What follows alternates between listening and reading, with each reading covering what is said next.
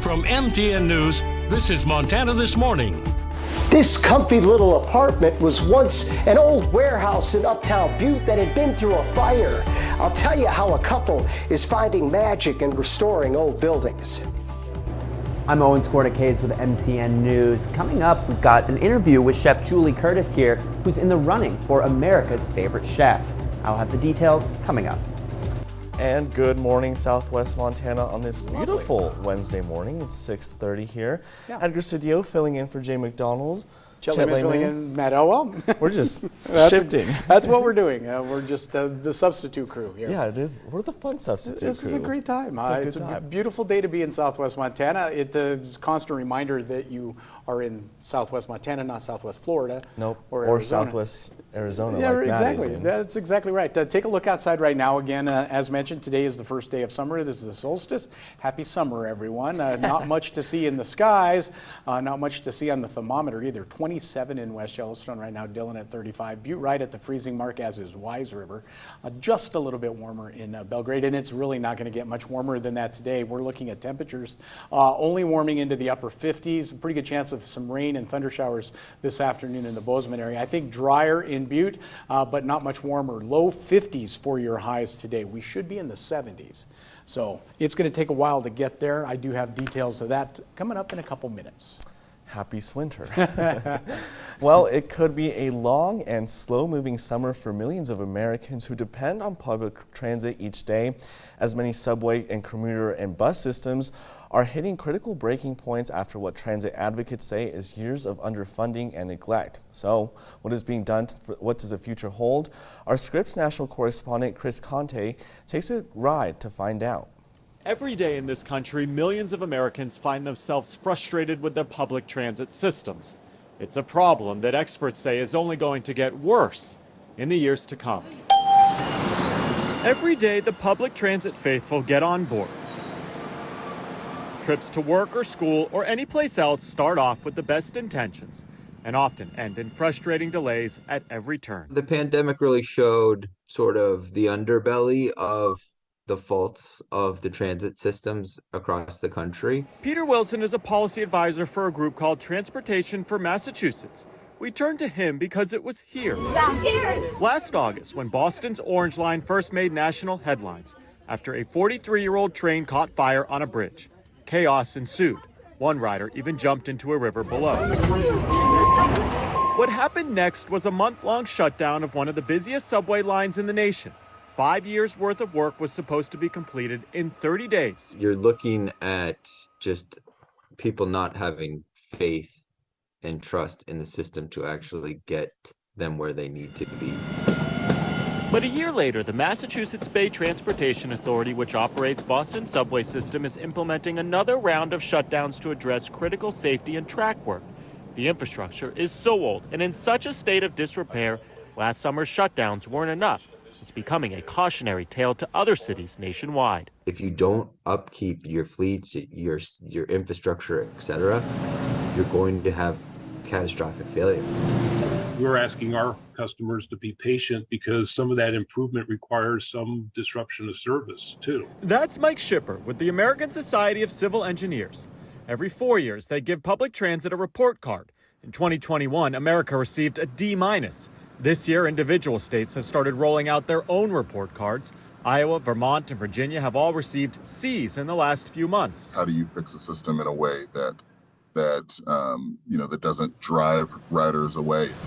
It's not all bad news, though. Many transit authorities are finally getting a financial shot in the arm from the Infrastructure Investment and Jobs Act passed in 2021. Sacramento, South Florida, Chicago, Missouri, Illinois, Cleveland, and Utah are all receiving a total of $1.5 billion in funding this year to replace rail cars. So you're going to see improvement. Currently, there is a $176 billion backlog in unfunded transit projects nationwide. The failure to address even the most basic infrastructure needs is leading to catastrophic failures and shutdowns like the one now playing out in Boston. Even in a city like Denver, where the light rail was built less than 30 years ago, newer transit systems are no longer new.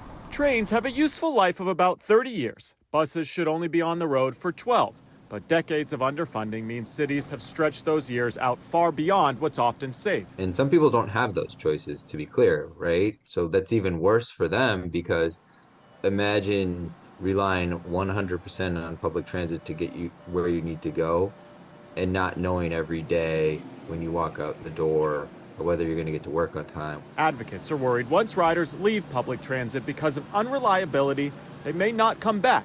At the end of the day, it is riders who will ultimately pay the price for America not paying up for transit. Chris Conti, Scripps News, Boston. Well, restoration is in progress. Our John Amy shows us how Butte's Dust to Dazzle tour is unique a little bit this year. I'm sorry, Father, but I told you it was a doozy. This confessional is part of Walkerville's historic St. Lawrence Church, which is going to be featured in Butte's Dust to Dazzle event. And what makes this year's event so unique is that every historic building is in the town of Walkerville, just north of Butte. This year is unique. It's because it's Walkerville. It's just the best. It's just Walkerville is its own entity, and I just think that's what makes it so great this year. The church, built in 1897, is one of 7 properties to be shown on the tour. It was closed down and nearly torn down in the 1980s. Walkerville Mayor John Reese grew up in this church and was part of the committee that saved it from the wrecking ball. It's great that it was able to be saved, and that other people can see some of the magnificent paintings and murals that are within the church.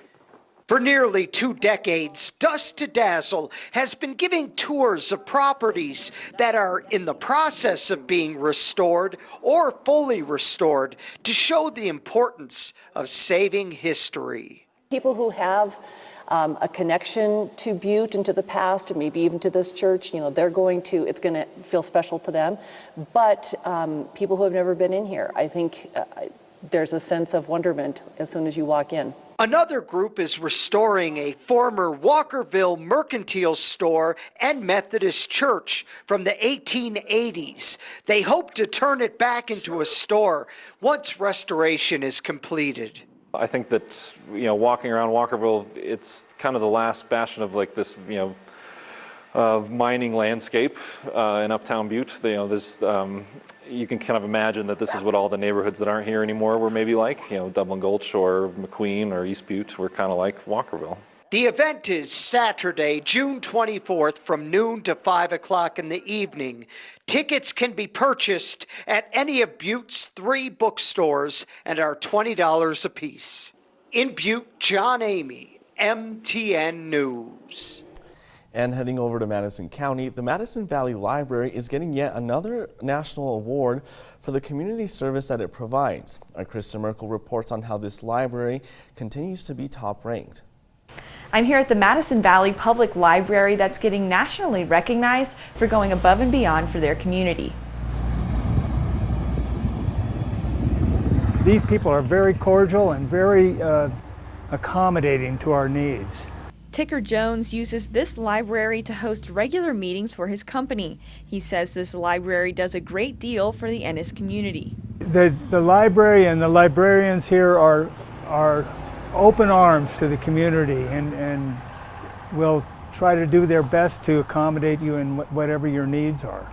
The library continues to be ranked one of the top 3 libraries in the nation based on budget and use by Library Journal. To continue keeping the community engaged, Library Director Karen Ketchu says the library hosts events like a local artist benefit, jazz concert, and summer reading programs. It is amazing to be able to provide those services for our community. Ennis is a really unique and special place, and as you can see driving in, it's growing, and we're trying to stay ahead of those changes. Ketchu says the library received a $200,000 accessibility grant to ensure everyone can enjoy it. Making our library more accessible to not only our disabled community, but our entire abled community. While the Madison Valley Public Library is still looking for ways to grow with their community, Ketchu says the library is open to all people with varying interests. I would absolutely encourage young people to come to the library. We are not a quiet place. It is a place for everyone. It's rare that people are looking for a quiet place anymore. People are looking for a place to gather. And Jones couldn't agree more. Those are the kind of things this library is great for. Absolutely. To check out more events being held at the Madison Valley Public Library, visit our website. In Ennis, Kristen Merkel, MTN News. Well, we know that there are some really good cooks here in Montana. In fact, one Great Falls chef is in the running for a national prize as America's favorite chef. As our Owen Skornicki shows us, he has her story. Here at Nosh Catering, about to tuck into some delicious carbonara courtesy of Julie Curtis, where she is cooking up competition for America's Favorite Chef contest.